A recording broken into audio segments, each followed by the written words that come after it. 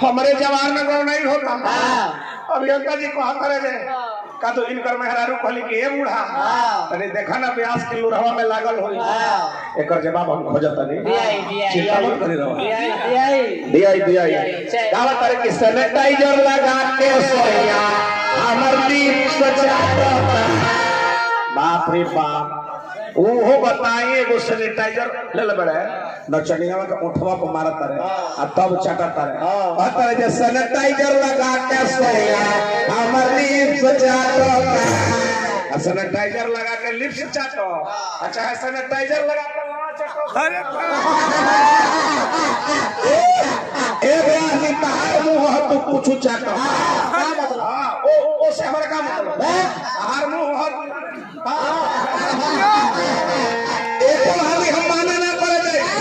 मुखिया जी को हाल हम माना ना करो। हर मुंह हो तू सैनिटाइजर लगा के लिप्स चाटो चाहे गाल चाटो चाहे खाली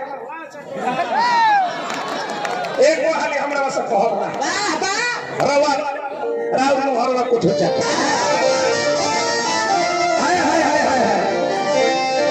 राधापति राधे श्याम सीता पति सीता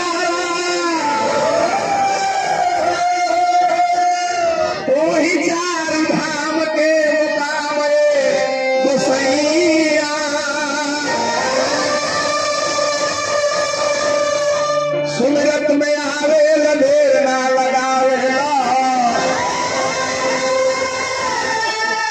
अब बिगड़ल बनाई दिला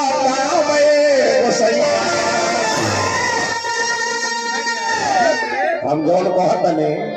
तो हमारा अभियंता जी ओकर के लिखत नहीं एबार लिखी रहा कतन लिखी अच्छा ले हम क्या हो जल्दी किताब सीताराम निवाला जेल बने वहाँ का स्वागत और पहले में बाबा से किया जाए डॉक्टर सीताराम निवाला।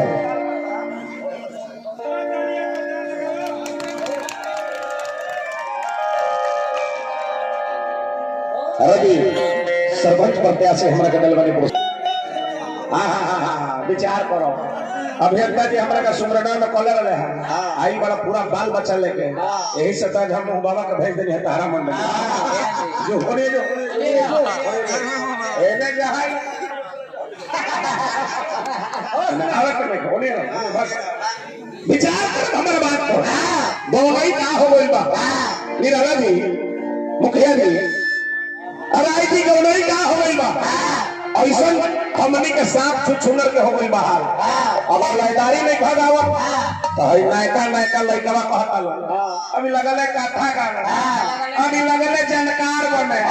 लगले मुरारी बापू के सार बने। सही सही सही। वर्तमान सरपंच छोटक राम जी हमारा दल बने पुरस्कार हार्दिक हार्दिक स्वागत बा। दोनों का हो गई बा राजा रागिनी ताल मातरा हमारा सब पूरा सब ध्यान दे। आज प्रमोद प्रेमी डावतर की ढूंढी में पानी तहरा पड़े लगी हो अब बुझियो जवानी तहर चढ़े लगी हो उनका 5 लाख रेट बा के देता हमने के न देतनी जा हमने के न रस न देतनी दोनों कहां से कहां तक चली गई। राग रागिनी ताल मातरा अधप धूप पतया कुमारी दादा अब एकल बाजार उड़स गई दोनों का हो गई ढोरी में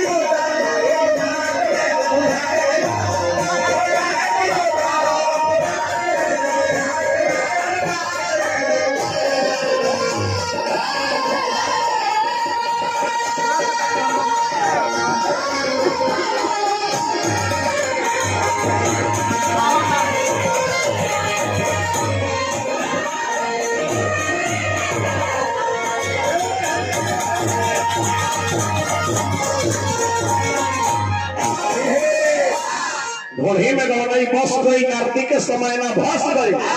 हमार बेंगी वाला बजौले है छोटा है कि मोटा बात में बुझाएगा हमार नचनिया जाके देखो हुए यार की तरह से देखने वो मुंह बहुत तरह आओ होवे ले गो अच्छा एक और मतलब प्रोग्राम में मिले बहुत बहुत बात नहीं मुंह में नहीं जहां मन करे वो चली वाली वर्तमान बीडीसी हमारे कदम में पुरस्कार हार्दिक हार्दिक स्वागत बा अभिनंदन हम तो 3 गो पुराण में जाने ले 4 गो वेद होला 6 गो शास्त्र होला 18 गो पुराण होला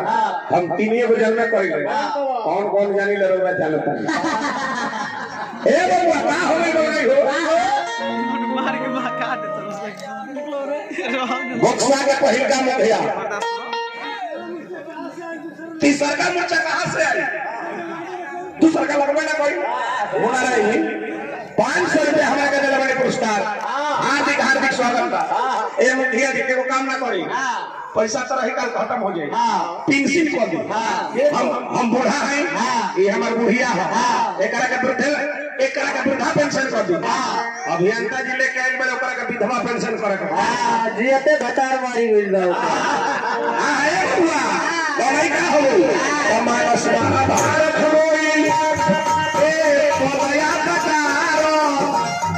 ओ शास्त्र पुराण यार भाई तो भैया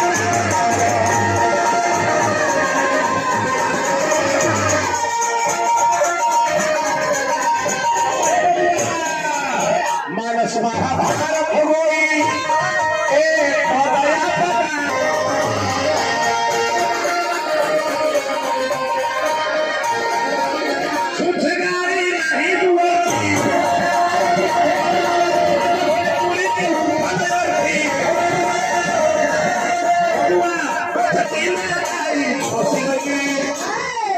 दीजिए कि तीसरा मोर्चा आ गया और